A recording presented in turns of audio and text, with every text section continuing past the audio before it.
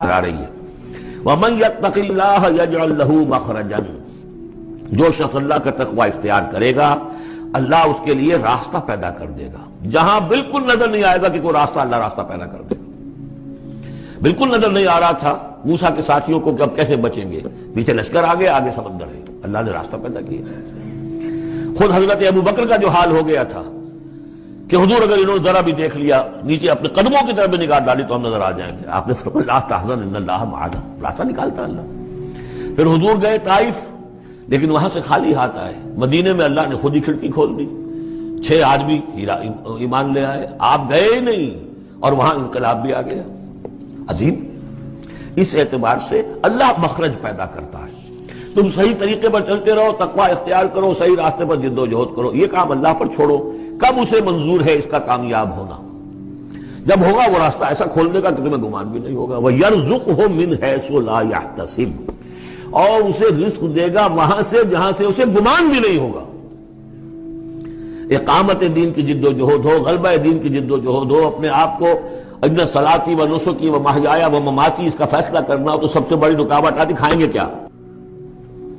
تو اللہ تو کہتا ہے راضی میں ہوں، ہے ایمان اور یقین اس پر،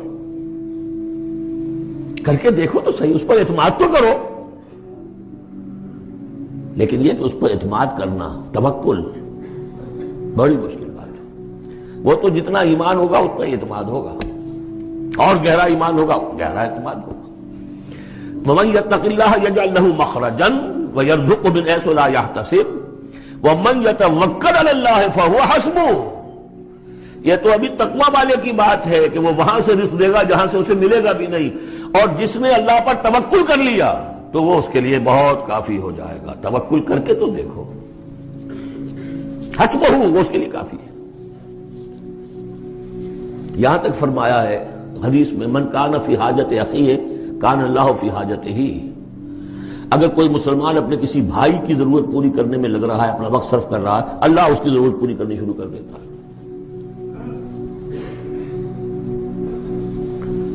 فکر ماں در کار ماں آزار ماں، کار ساز ماں بے فکر کار ماں، یہ فارسی شاعری کے اندر یہ دینی حقائق ہیں۔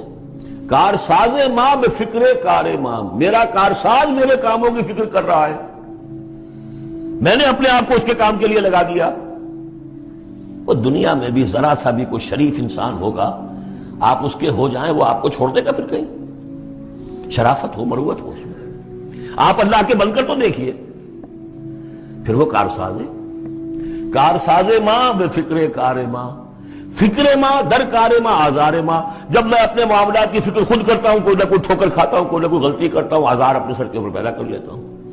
اپنے آپ کو حوالے کرو، اس کا نام ہے تفویض الامر الی اللہ، افوض امری الی اللہ ان اللہ بصیر بالعباد۔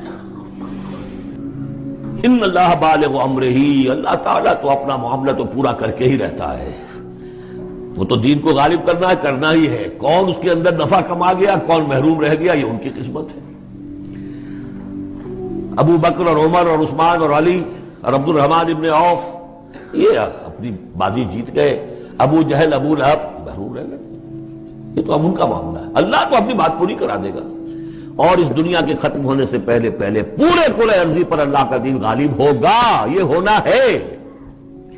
دیکھنا یہ ہے کہ تم اس بہتی گنگا میں کو ہاتھ دھونے کو تیار ہو یا نہیں، یا تم محرومین کی فہرست میں اپنے آپ کو لانا چاہتے ہو۔ بس اپنا تن من دھن لگا دو اس کے اندر، تمہاری ہڈیوں کا چورا ہو کر بھی اس نئی تعمیر کی بنیادوں میں اگر لگ جائے تو بہت بڑی کامیابی ہے۔ قد جعل اللہ لکل شیء قدرا، بہت عمدہ مقام ہے، اللہ نے ہر چیز کے لیے ایک اندازہ مقرر کیا ہوا ہے، کب اللہ کی مدد آئے گی یہ بھی اس نے طے کیا ہوتا ہے۔ You have to qualify، prequalification conditions ہیں، تب مدد آئے گی، یوں نہیں آتی مدد۔ اپنا سب کچھ لگا دو پھر کہو کہ اللہ میری 15 برس کی کمائی کل میدان میں میں نے ڈالی ہوئی ہے، 15 برس کی کمائی، دن کی اور رات کی کوششیں ہیں میری، صبح اور شام کی کوششیں ہیں میری، 15 برس وہ میدان میں نے لا کے ڈال دی۔ تب پکارو اللہ کو۔ اپنا مال بچا کے رکھنا ہے، اپنی مستقبل کو بھی بچانا ہے، اپنی اولاد کو بھی بچانا ہے، اور اللہ کا دین غالب ہو جائے، کہیں نام لکھا کے کسی جماعت میں شامل ہو کر بڑا تیر مار دیا، گویا کہ اللہ تعالیٰ تو جانتا ہی نہیں کتنی کنٹریبیوشن ہے، کتنا اثار ہے، کتنی قربانی ہے، کتنا وقت ہے، کتنی محنت ہے، اللہ جانتا ہے۔